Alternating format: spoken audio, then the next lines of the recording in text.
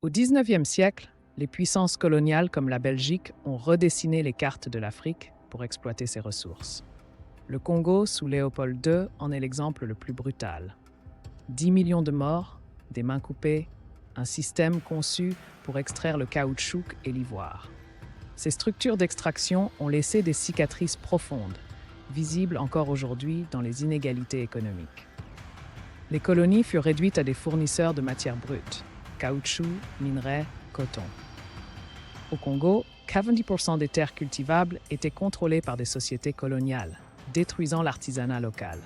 Aujourd'hui, 75% des ex-colonies dépendent encore de l'exportation de ressources non transformées, un héritage direct de ce modèle extractif qui les empêche de développer des industries compétitives. La conférence de Berlin, 1885, a tracé des frontières artificielles, divisant ethnie et culture. Les Belges ont systématiquement éliminé les chefs traditionnels, créant une élite complice. Ces tactiques expliquent pourquoi 65% des conflits modernes en Afrique concernent ces frontières. Les institutions locales affaiblies ne purent jamais soutenir un développement autonome après les indépendances. L'éducation coloniale visait à former des auxiliaires, non des penseurs.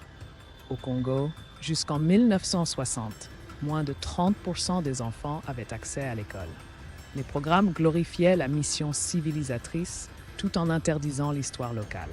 Résultat, des systèmes éducatifs post-coloniaux dysfonctionnels où 40% des adultes sont analphabètes, un obstacle majeur au développement économique. La dette est le nouveau visage de la domination. Après les indépendances, d'anciennes colonies comme le Congo durent payer des compensations à la Belgique. Aujourd'hui, le service de la dette absorbe 35% de leur budget national, plus que les dépenses d'éducation et de santé combinées.